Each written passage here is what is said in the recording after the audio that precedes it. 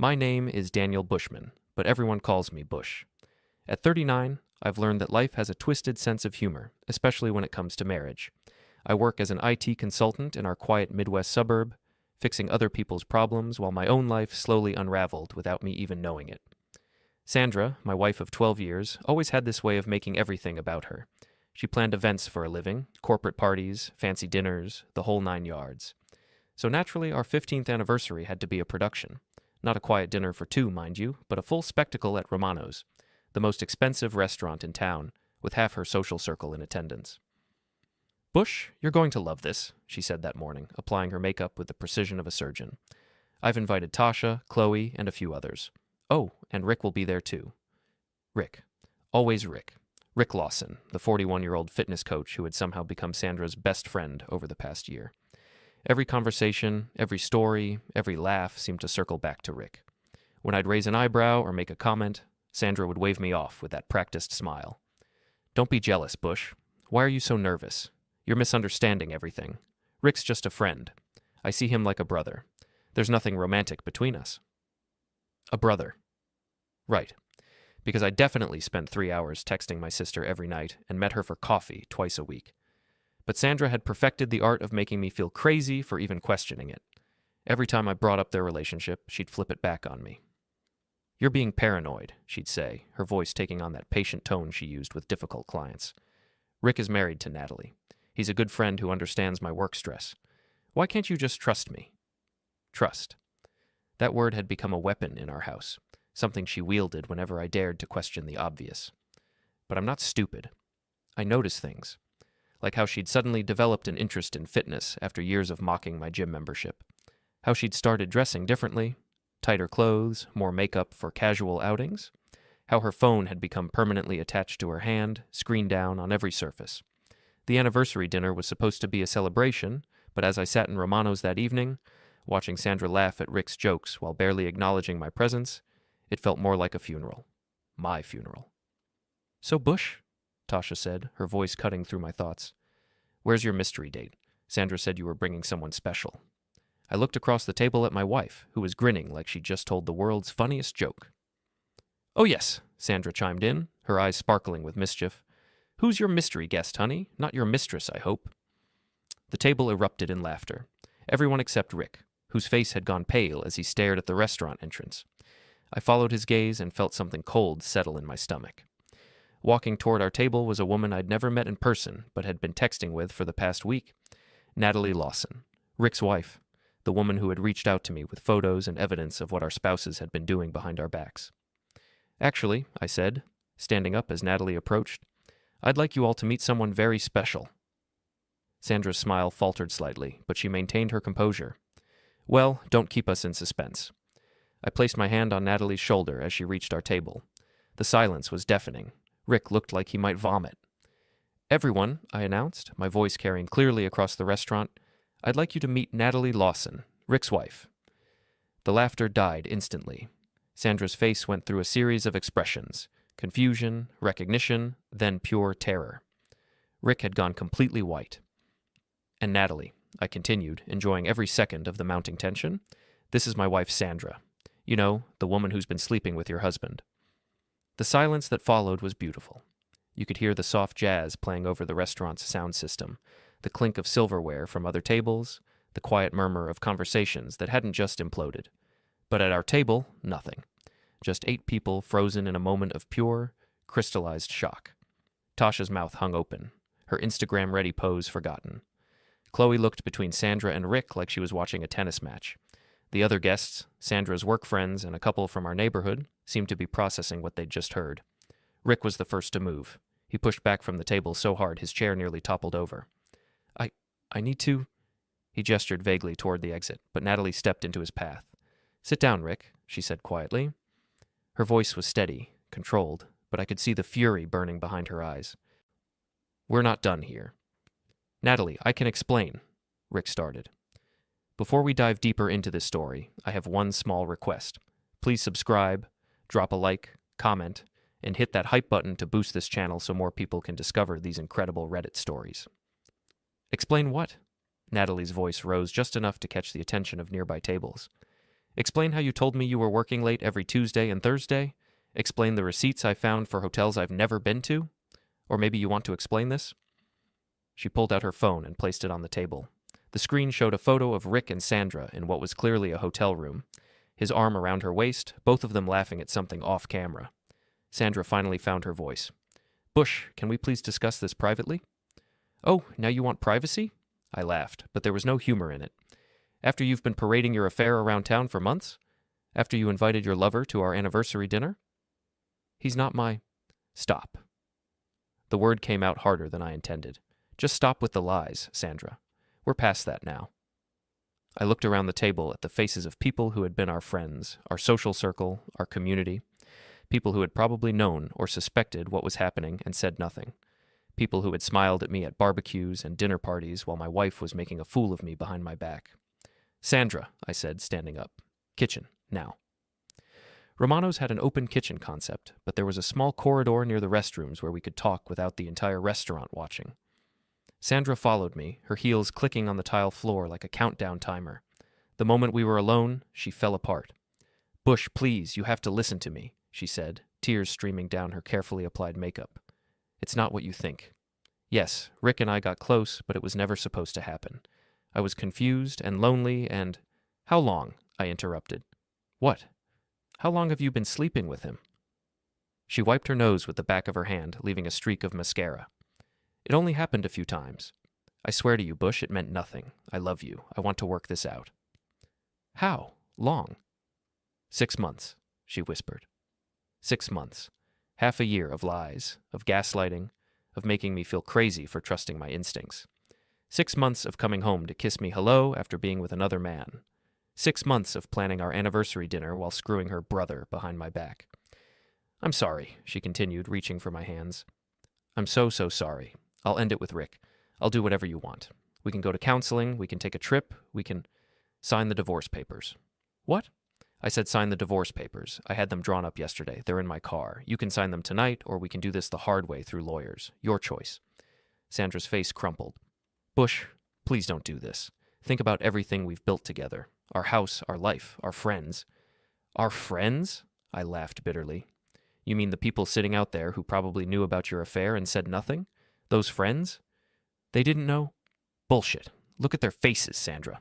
Nobody was surprised except maybe Qley, and that's only because she's too self-absorbed to notice anything that doesn't directly affect her.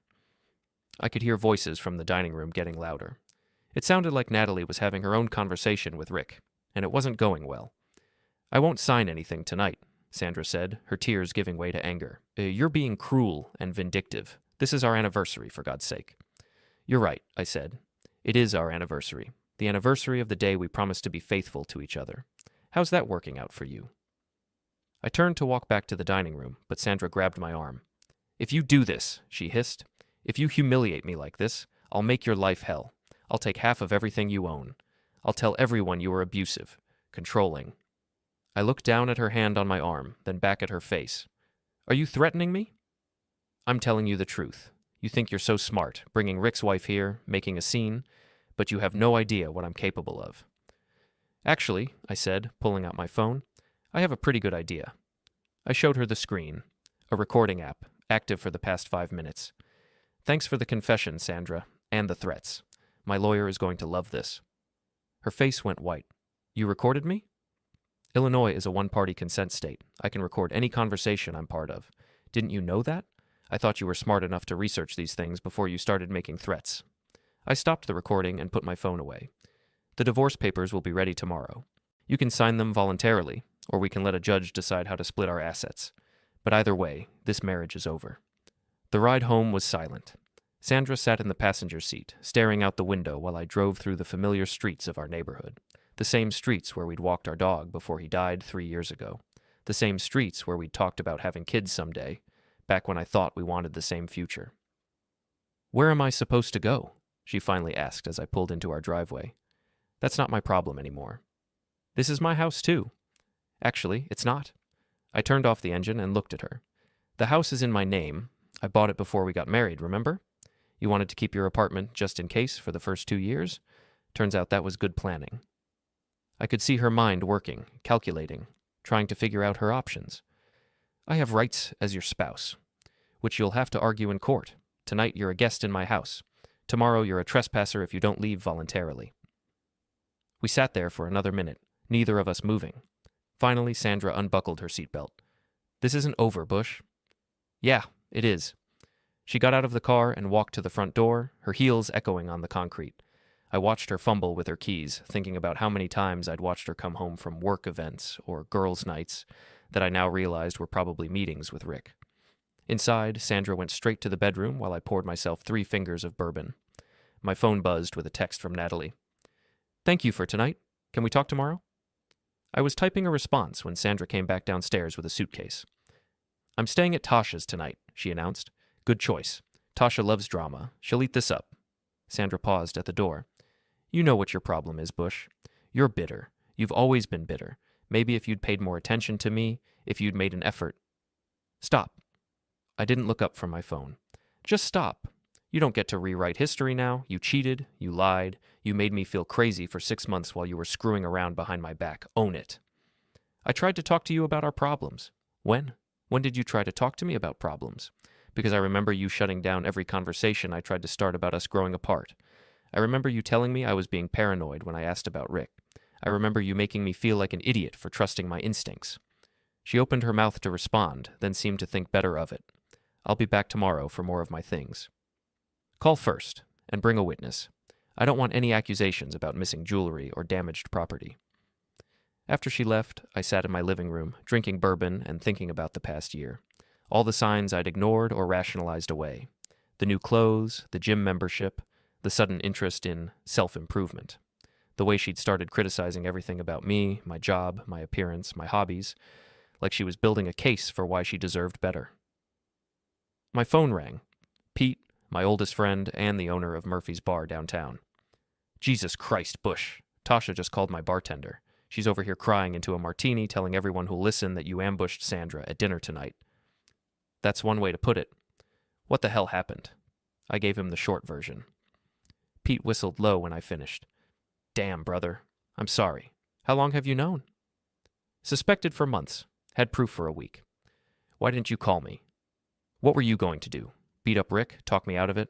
I needed to handle this my way. Fair enough. But you know this is going to get ugly, right? Sandra's not going to go quietly. He was right, of course.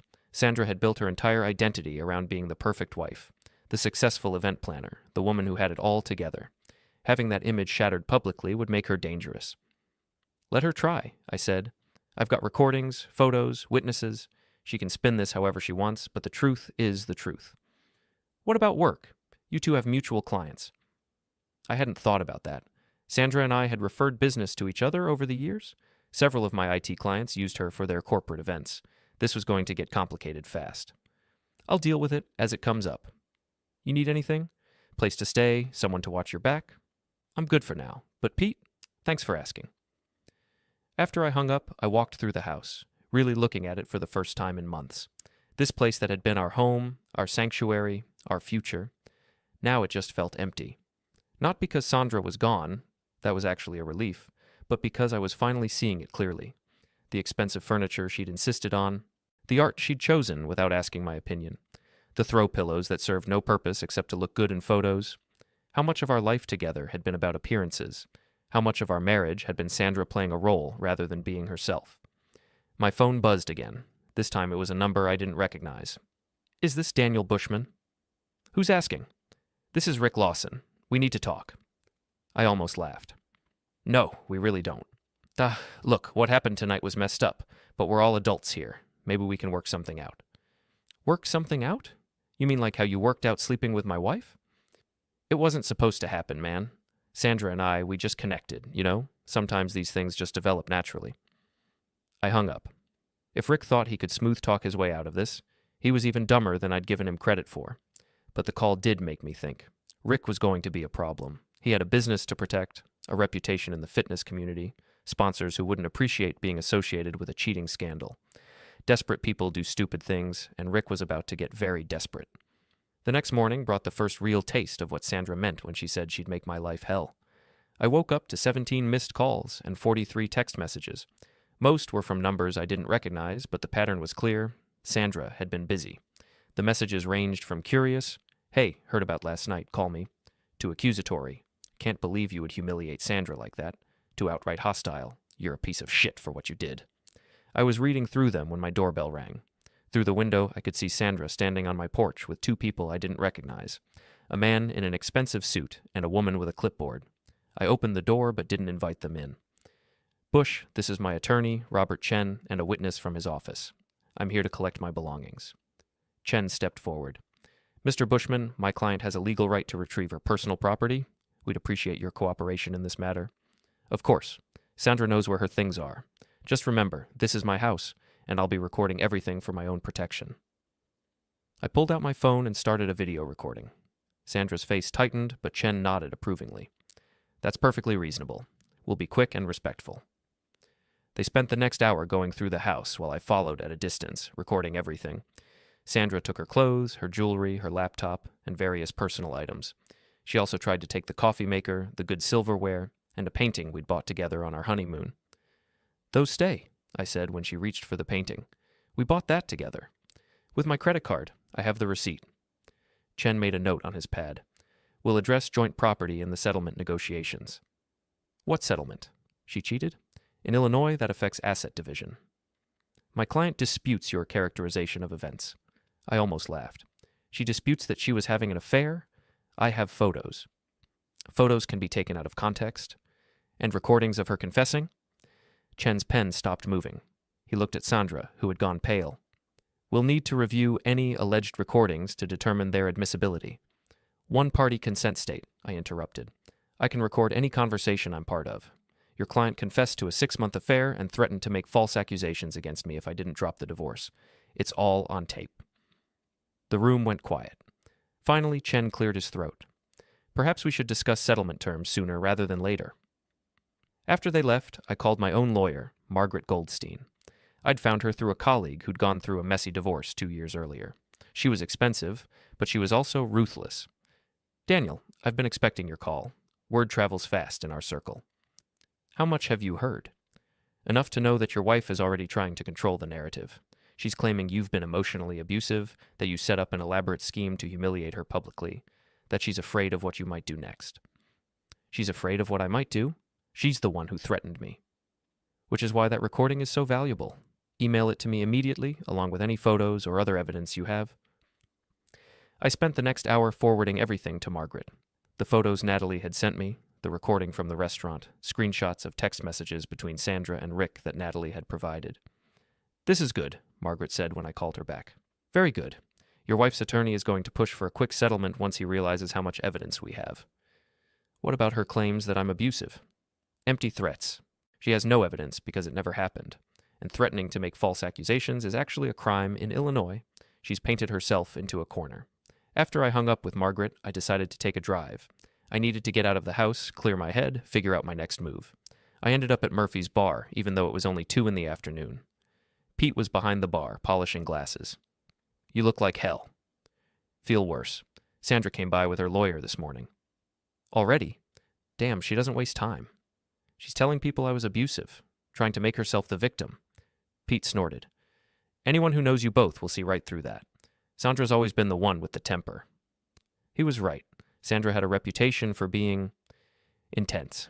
She'd gotten into public arguments with vendors, neighbors, even waiters who didn't meet her standards. The idea that quiet, steady me was the abusive one would be laughable to anyone who knew us. "What's the plan?" Pete asked. "Divorce her, move on, try to rebuild?" "That's it? After what she did to you?" I looked at him. "What else would I do?" "I don't know. But if it were me, I'd want more than just a divorce. I'd want everyone to know what kind of person she really is." Pete's words stuck with me as I drove home. Sandra was already spinning the story, making herself the victim, painting me as the villain. By the time she was done, half our social circle would believe that I'd driven her into another man's arms through neglect and abuse.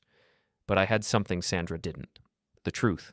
And in the age of social media, the truth could spread just as fast as lies. That evening, I sat down at my computer and began typing. Not an angry rant or a bitter screed, but a simple, factual account of what had happened. I included the timeline of Sandra's affair, the lies she'd told, the gaslighting she'd put me through. I kept it clean, professional, and verifiable. Then I posted it to Facebook, tagged our mutual friends, and waited. The response was immediate and overwhelming. Comments started pouring in within minutes.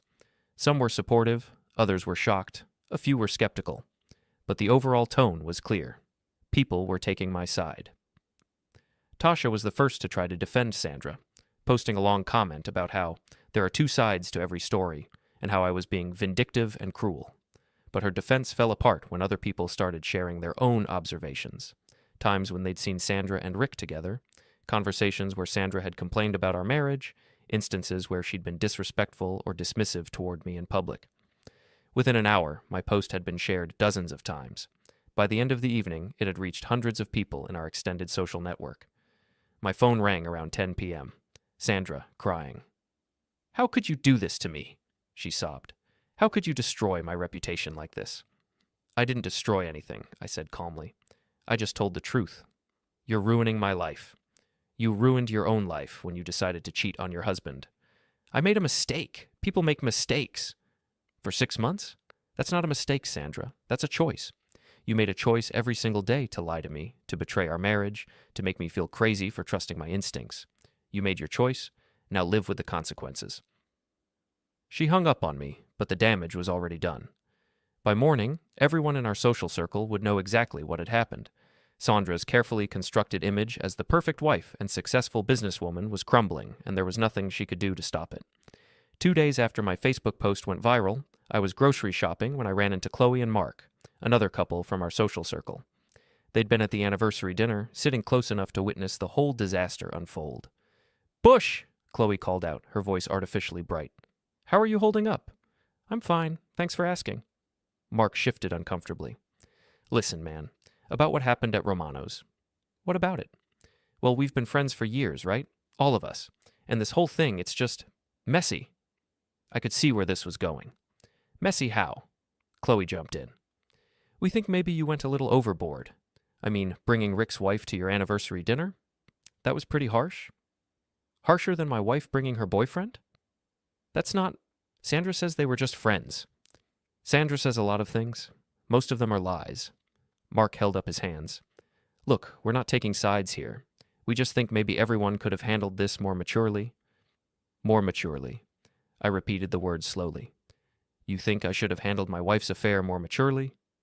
"That's not what we meant." "Well, there's talk around town. About your divorce. About the Facebook post. Some folks are saying you've been vindictive. That you're bad-mouthing Sandra to anyone who'll listen." I gripped the phone tighter. "Jim, I posted the truth. One time, after Sandra tried to paint me as the villain in front of half the town at our anniversary dinner." "I get that you're hurt," he said carefully. "But perception matters. A couple of our board members saw the post. One of them even works with Sandra on charity events. They're uncomfortable. They're asking if we should keep using someone who's airing personal drama so publicly." I felt the blood drain from my face. "You're dropping me because of a Facebook post?" "Not dropping you. Yet. I'm asking you to consider taking it down. Tone things down. Let people move on. If you can do that, we'll keep things as they are."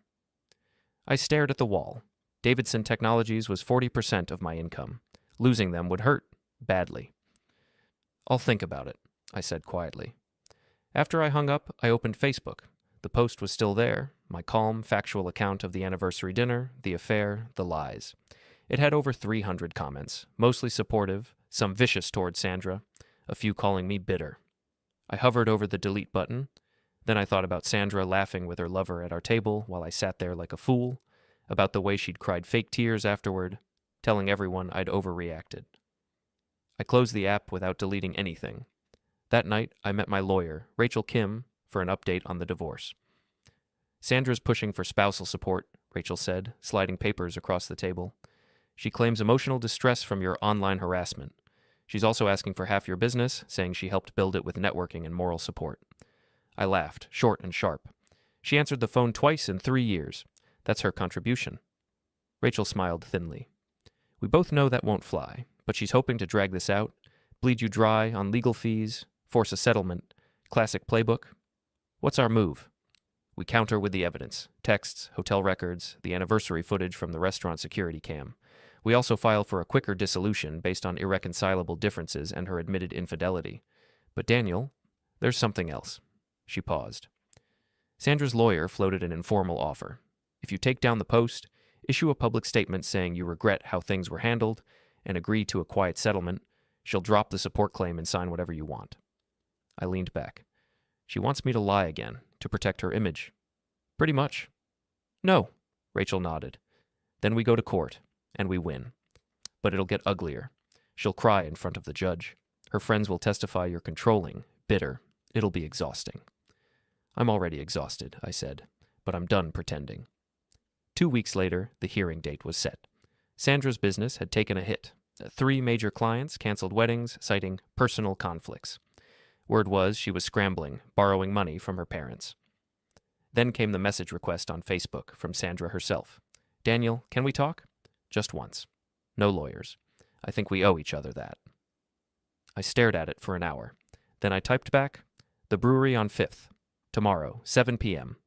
Public place. No scenes. She replied instantly. Thank you.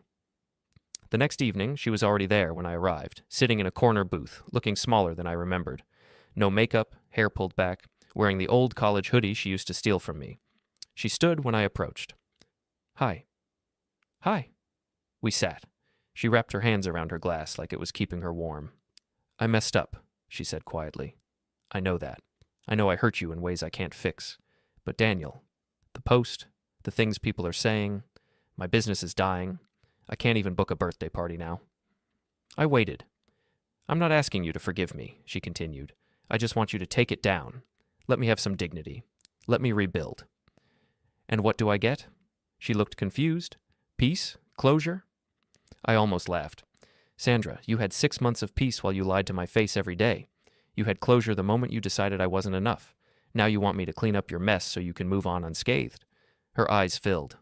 I didn't think it would go this far. You didn't think. Period. She wiped her cheek. People hate me now.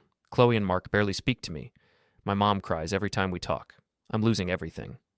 You lost everything the day you chose to betray me, I said. The rest is just the world catching up. She stared at me for a long moment. You've changed. No, I stopped changing for you. She nodded slowly, like something had finally sunk in. I guess I deserve this. You do? She stood, leaving her drink untouched. I'll sign whatever you want. No support, no fight, just let me go. I didn't stop her. 3 months later, the divorce was final. I kept the house, the business, everything. Sandra got her clothes, her car, and the debt she'd racked up on secret credit cards. Her event planning website went dark. Last I heard, she'd moved 2 hours away, working admin for a dentist's office. Davidson Technologies stayed with me. Jim called one day, awkward again. Heard the divorce is done. Sounds like you handled it with class in the end. We're good. I didn't tell him I never took the post down. It's still there. Faded into the timeline now, but there. Some nights I scroll past it and feel nothing. Not triumph, not bitterness, just quiet. The house is mine now. I repainted the bedroom, got a new bed, planted tomatoes in the backyard like I always wanted. I'm dating someone new, Laura, a graphic designer who laughs at my stupid jokes and doesn't flinch when I talk about the past. Sometimes friends ask if I regret going public. I tell them the truth. The hardest part wasn't losing Sandra. It was realizing how many people wanted me to stay silent so they wouldn't have to feel uncomfortable. I don't regret refusing to be that man anymore. The best revenge wasn't destroying her. It was finally fully choosing myself. Well, Sandra has done several events for us over the years, and she's been reaching out to some of our people. She's claiming that you've been stalking her, that you're unstable, that she's concerned about her safety. That's completely false. I figured it might be.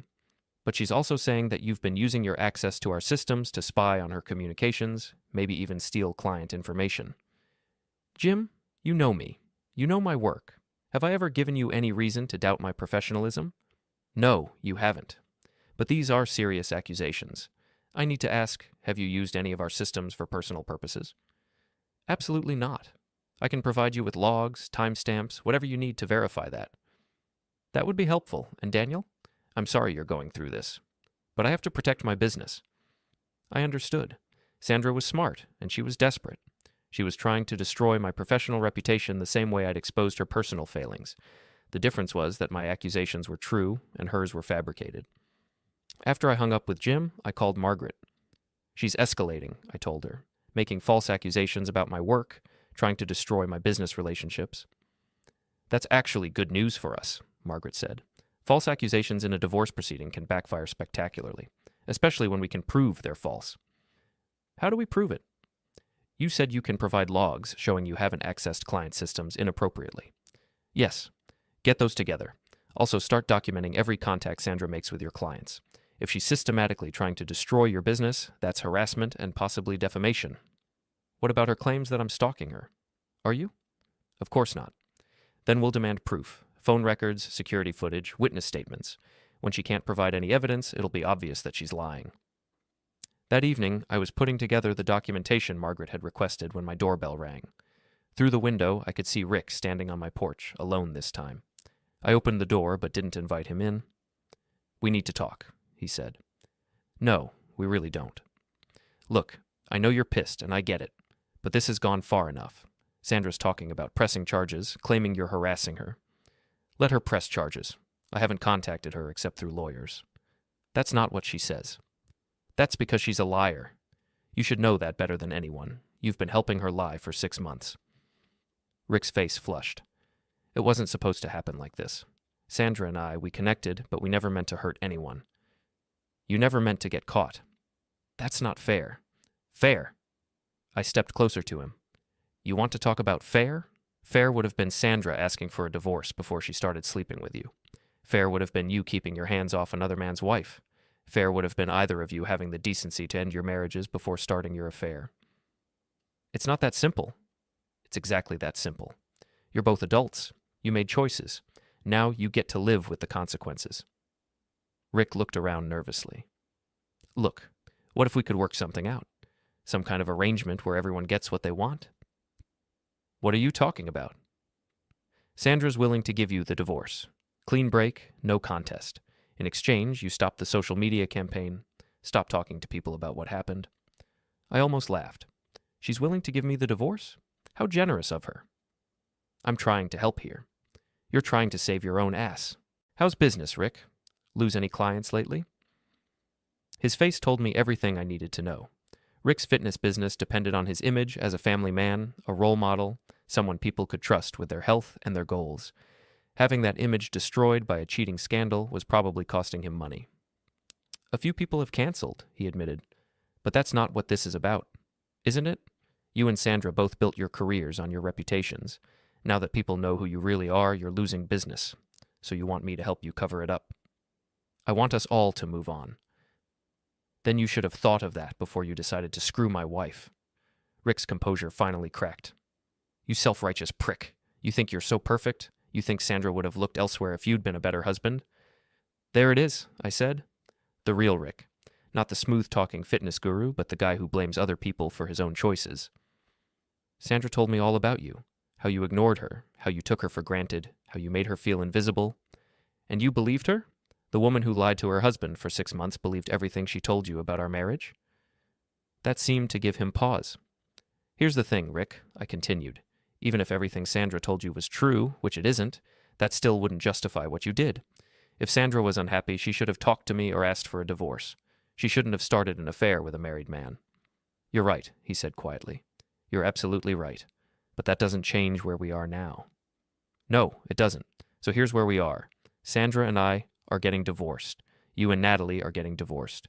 Your business is suffering because people don't like cheaters. Sandra's business is suffering because people don't trust liars. That's called consequences.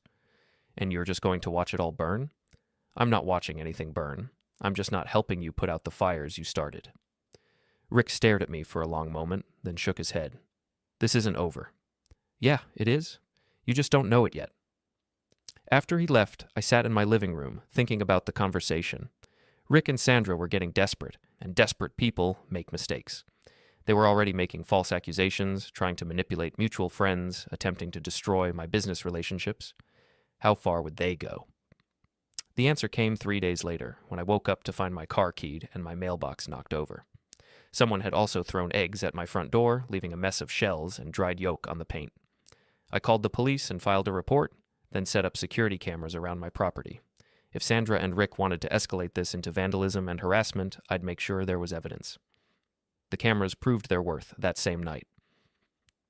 At 2:17 a.m., they caught Rick creeping around my backyard, apparently trying to see into my windows. I called the police immediately. "Sir, we can send an officer to check the area," the dispatcher said, "but unless he's actually trying to break in or threatening you directly, there's not much we can do." "He's trespassing on my property. I have video evidence." "We'll send someone out." The police arrived 20 minutes later, but Rick was long gone. Officer Martinez took my statement and looked at the camera footage. "Do you know this man?" he asked. "Rick Lawson. He's been having an affair with my wife.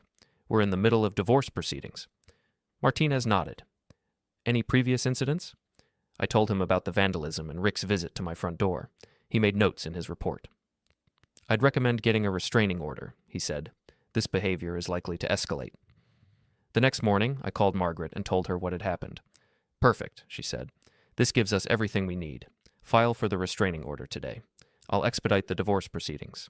Sandra's attorney is going to want to settle quickly once he realizes his client's boyfriend is stalking you." The restraining order hearing was scheduled for the following afternoon. I brought printouts of the security footage, photos of the vandalism, and documentation of Rick's harassment. The judge granted a temporary order immediately. "Mr. Lawson is to stay at least 500 feet away from you, your home, and your workplace," Judge Williams explained. "Any violation will result in immediate arrest." That should have been the end of it. But Sandra and Rick had one more card to play. I was leaving Margaret's office after signing the final divorce papers when my phone rang. Unknown number. "Is this Daniel Bushman?" "Who's asking?" "This is Detective Sarah Chen with the County Sheriff's Department. We need you to come in for questioning regarding allegations of cyberstalking and harassment." My blood ran cold. "What allegations?" "I'd prefer to discuss this in person. Can you come in this afternoon?" I called Margaret immediately. She met me at the Sheriff's Department an hour later. Detective Chen was a serious woman in her 40s with short gray hair and tired eyes. She laid out the allegations methodically. Sandra claimed I had been hacking her email, stealing client information, sending threatening messages from fake accounts, and using my IT skills to monitor her communications. "These are serious charges, Mr. Bushman," Chen said. "Cyberstalking is a felony in Illinois." "They're also completely false," I replied. "I can provide evidence that refutes every single allegation." Margaret leaned forward. "Detective, my client has been the victim of harassment and vandalism. We have video evidence of Mr. Lawson trespassing on his property. This appears to be a case of the actual perpetrators trying to deflect blame." "We'll investigate all allegations thoroughly," Chen said. "Mr. Bushman, I'll need you to provide access to your computers and phone records." "Absolutely. I have nothing to hide." The investigation took 2 weeks. In the end, Detective Chen found no evidence to support Sandra's allegations. My computer logs showed no unauthorized access to external systems. My phone records showed no contact with Sandra outside of documented legal communications. The threatening messages Sandra claimed to have received were traced back to a public computer at a library, a computer that security footage showed Rick using. "Your ex-wife and her boyfriend made false police reports," Chen told me when she called with the results. "We're filing charges against both of them." The final hearing was almost anticlimactic. Sandra sat at the defendant's table next to her lawyer, looking smaller than I'd ever seen her. Rick wasn't there. He'd already pled guilty to the harassment charges and was serving community service. Judge Williams reviewed the evidence, including the recordings of Sandra's confession and threats, the documentation of Rick's stalking behavior, and the police investigation into their false allegations. "Mrs. Bushman," the judge said, "your conduct throughout these proceedings has been reprehensible. Making false accusations against your husband, filing fraudulent police reports, and conspiring with your boyfriend to harass and intimidate, these actions speak to a pattern of dishonesty and manipulation that this court finds deeply troubling." Sandra's lawyer tried to object, but the judge cut him off. "The divorce is granted on grounds of adultery.